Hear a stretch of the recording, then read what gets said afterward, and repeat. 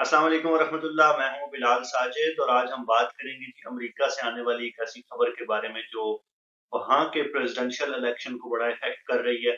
मैंने सोचा पाकिस्तान में हम आसिम बाजवा और शिबली फराज और मौलाना तारिक जमील खेल खेल के थके हैं, तो आपके साथ कोई ऐसी खबर शेयर करें जो जरा अमेरिका से आ रही हो, तो अमेरिका का टैग भी लग जाएगा और थोड़ी सी हमें अमेरिका की जो सियासत है, वहां पे जो प्रेसिडेंशियल इलेक्शन हो रहे हैं उस हवाले से भी मालूमात मिलेंगी।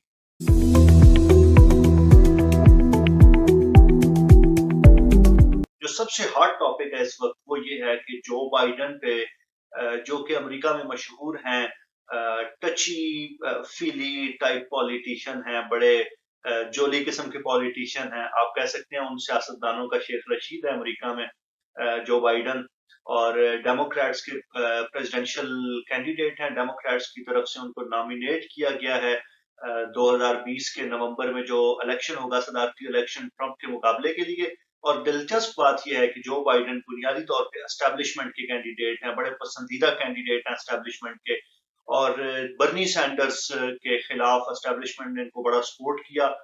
इस हवाले से जो एक दिलचस्प बात है वो ये है कि जब बाइडन ने सुपर ट्यूसडे जीता बर्नी सैंडर्स से, तो जो इंश्योरेंस कंपनीज हैं और वो सारे इदारे, वो सारी कंपनीज जिनके मफादात इसी कैपिटलिज्म, करंट कैपिटलिस्ट मॉडल के साथ जुड़े हुए हैं, उनके जो स्टॉक्स हैं वो 30% और 35 और 40% तक इंक्रीज कर गए in the middle of a pandemic. तो बड़ा यानी बड़ा क्लियर है, जो लोग अमेरिकी सियासत को देखते हैं उनको बड़ा क्लियर है कि बाइडन बुनियादी तौर पे एस्टैब्लिशमेंट के सियासतदान है। अब रिसेंटली जो चीज उनके खिलाफ हो रही है वो ये है कि एक खातून है और वो सामने आई हैं और उन्होंने कहा है जी कि 30 साल पहले एक शाम मैं बाइडन के दफ्तर गई और मैंने बाइडन को उसका जो जिम वाला कोई बैग था या कोई सामान था वो उसको हैंड ओवर किया।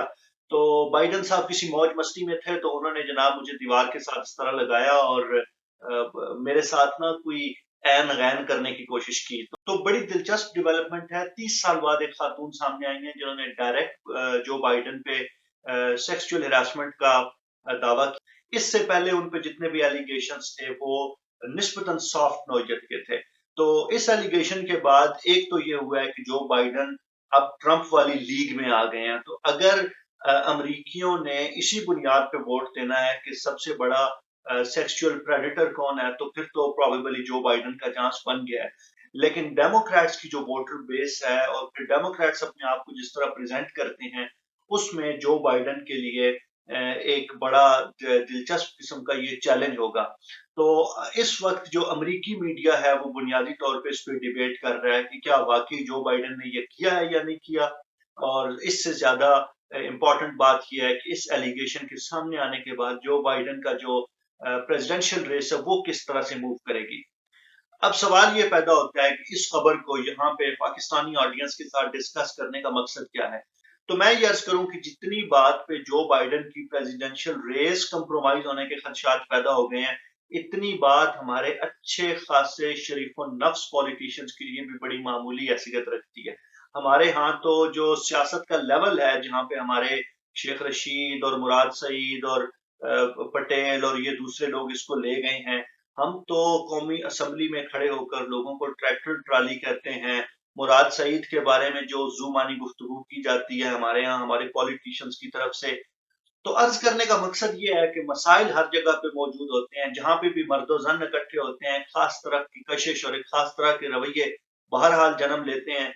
लेकिन अहम बात ये होती है कि हम उन मसाइल को हाईलाइट कैसे करते हैं, उनको एड्रेस कैसे करते हैं। और रिसेंट ईयर्स में ये जो पूरी मी टू मूवमेंट उठी है, इसने एक बड़े पैमाने पे अपना इम्पैक्ट छोड़ा है। हमें ये सोचना चाहिए कि हमारा जो ऑफिस एनवायरनमेंट है, हमारा जो वर्क एनवायरनमेंट है, हमारी जो पॉलिटिकल सेटिंग्स हैं, वो खवातीन के लिए कितने फ्रेंडली हैं और खवातीन उसमें उसके अंदर अपने आप को कितना सेफ महसूस करती हैं। इस हवाले से आप क्या सोचते हैं, हमें जरूर बताइए। Thank you so much.